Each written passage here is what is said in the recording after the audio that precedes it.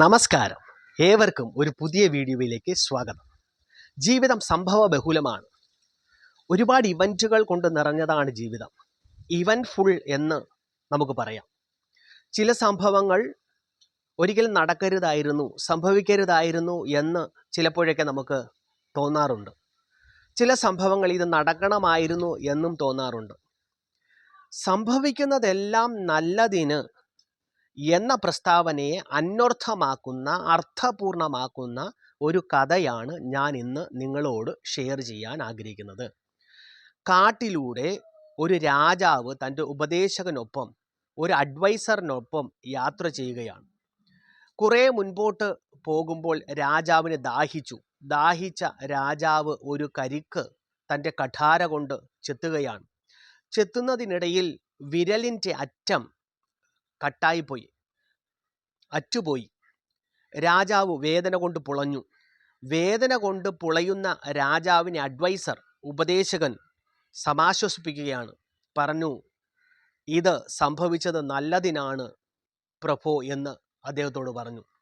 രാജാവിന് അത് അക്സെപ്റ്റ് ചെയ്യാൻ കഴിഞ്ഞില്ല, ഇഷ്ടപ്പെട്ടില്ല. രാജാവ് കോപം കൊണ്ട് ജ്വലിച്ചു. കോപാകുലനായ രാജാവ്, രോഷാകുലനായ രാജാവ് തൻ്റെ ഉപദേശകനെ ഒരു പൊട്ടക്കിണറ്റിൽ പിടിച്ചിട്ടു. എന്നിട്ട് മുൻപോട്ട് യാത്ര തുടർന്നു, പ്രയാണം തുടർന്നു. മുൻപോട്ട് പോകുമ്പോൾ കുറേ കാട്ടുജാതിക്കാർ വന്ന് രാജാവിനെ പിടിച്ചു ഒരു മരത്തിൽ കെട്ടിയിട്ടു. നരബലിക്കായി ഒരു പെർഫെക്റ്റ് ആയിട്ടുള്ള, വൈകല്യങ്ങളില്ലാത്തൊരു മനുഷ്യനെ അന്വേഷിച്ച് നടക്കുകയായിരുന്നു അവർ. രാജാവിനെ കണ്ടപ്പോൾ അദ്ദേഹം നരബലിക്ക് ആപ്റ്റായിരിക്കുമെന്ന് തോന്നി അദ്ദേഹത്തെ പിടിച്ചു കെട്ടി. കാട്ടുജാതിക്കാരുടെ മൂപ്പൻ വന്ന് ഈ രാജാവിനെ പരിശോധിച്ചു. വൈകല്യങ്ങൾ എന്തെങ്കിലും ഉണ്ടോ എന്ന് പരിശോധിച്ചപ്പോൾ രാജാവിൻ്റെ വിരലിൻ്റെ അറ്റം അറ്റുപോയിരിക്കുന്നു, കട്ടായി പോയിരിക്കുന്നു. വൈകല്യമുള്ള ഈ രാജാവിനെ നരബലിക്ക് സമർപ്പിക്കാൻ കഴിയില്ല, നരബലിക്ക് ആപ്റ്റല്ല എന്ന് കണ്ട് രാജാവിനെ കെട്ടഴിച്ച് മോചിപ്പിച്ചു വിട്ടു.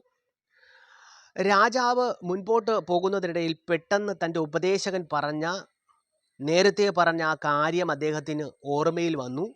അന്വേഷിച്ച് തിരഞ്ഞു പിടിച്ച് പൊട്ടക്കിണറ്റിൻ്റെ അടുക്കൽ എത്തി രാജാവ് ഉപദേശകനെ പൊട്ടക്കിണറ്റിൽ നിന്നും കരകയറ്റി. എന്നിട്ട് സംഭവിച്ചതെല്ലാം അദ്ദേഹത്തോട് വിശദീകരിച്ചു പറഞ്ഞു. മാപ്പ് പറഞ്ഞു, ക്ഷമ ചോദിച്ചു. ആ സമയത്ത് ഉപദേശകൻ തിരിച്ചു പറഞ്ഞു, മാപ്പൊന്നും ചോദിക്കേണ്ട കാര്യമില്ല, ക്ഷമ പറയേണ്ട കാര്യമില്ല. രാജാവ് എന്നെ പൊട്ടക്കിണറ്റിൽ തള്ളിയിട്ടത് അത് നല്ലതിനായിരുന്നു.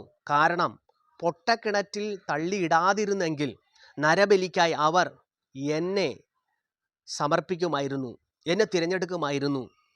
പൊട്ടക്കിണറ്റിലായതുകൊണ്ട് എന്നെ നരബലിക്കായി തിരഞ്ഞെടുത്തില്ല.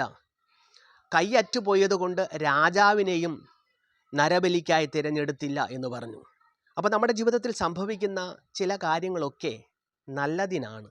എല്ലാവർക്കും നന്മകൾ ഉണ്ടാകട്ടെ, നല്ല സംഭവങ്ങൾ ജീവിതത്തിൽ ഉണ്ടാകട്ടെ, നല്ല സംഭവങ്ങൾക്ക് സാക്ഷ്യം വഹിക്കേണ്ടി വരട്ടെ എന്ന് പറഞ്ഞുകൊണ്ട് എൻ്റെ വാക്കുകൾ അവസാനിപ്പിക്കുന്നു.